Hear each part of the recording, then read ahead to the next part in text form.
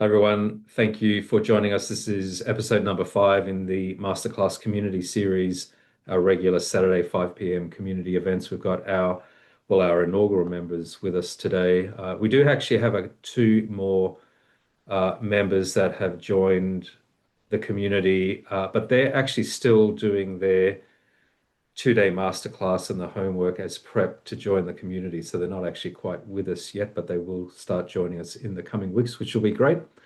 Get a larger group of people in on the community, and that'll just, make things a little bit more dynamic in the one-on-one interactions. And Jen, even these one-on-one interactions, obviously it's very profound for those that are having the one-on-one interaction, but it's also very dynamic for those that are not in the one-on-one with you to participate in that experience as well. So that's the whole dynamics of having a larger group of people here. Yeah, what's interesting is the people on this call and people in the masterclass and ourselves are actually having dream experiences with each other. Like there's a whole myriad of experiences happening outside of the physical realm. And we're all doing our homework to be better, you know, better at our specific roles, if that makes sense. Can I just share with you a dream snippet that I had before we get into the one-on-ones? Because you basically opened the door to it. Yeah. So, Ashton, I'm going to out you, right? So I had a dream a couple of days ago where you featured in the dream. And the thing is that in your dream, you were married off to some kind of guy that basically wasn't a terribly good guy for you. And basically, he was sort of draining you and depleting you and various other things. And he was basically stealing all your financial wealth as well. So you really felt trapped in the marriage. And he was a real succubus.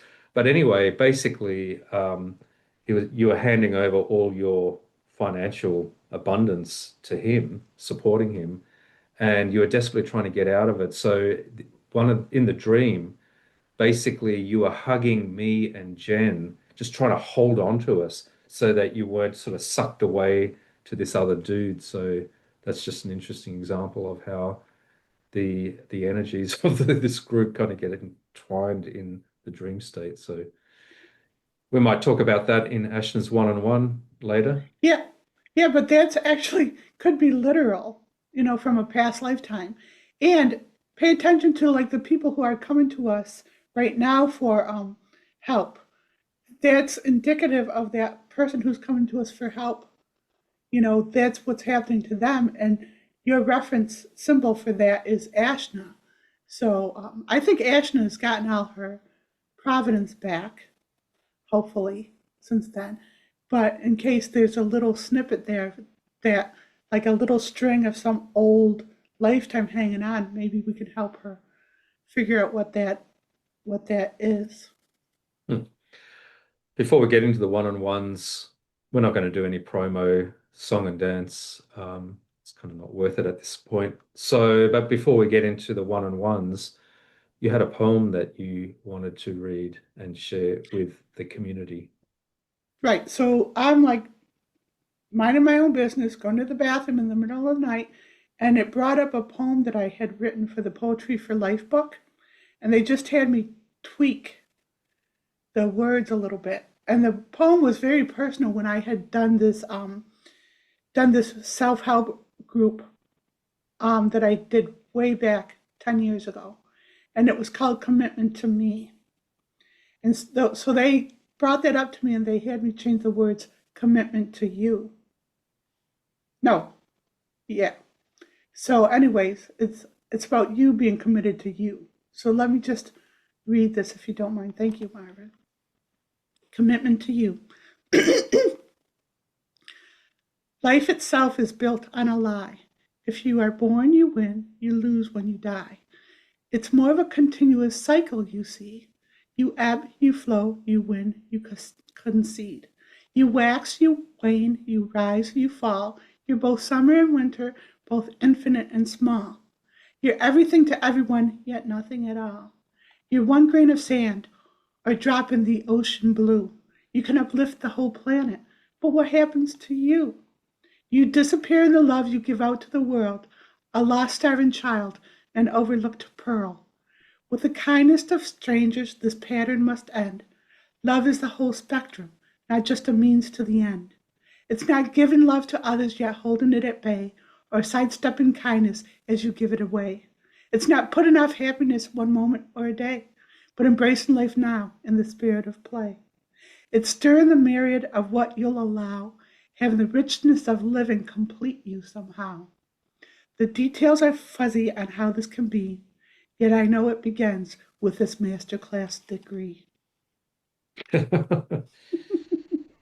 Um, yeah, the details are a little bit fuzzy. I think that's one of the juicy things about life is that it's kind of messy. But what I like about the masterclass and the community and the focus in connecting the conscious self and the higher self and the having the ego in its right place is that at least gives you um, a a light beam that you can guide your way. So, life's a little bit messy and, shit happens. We know that things can get awkward. But if you've got this sort of overarching sense that there is a clarity, general clarity in that direction, to me, that's incredibly liberating and really valuable.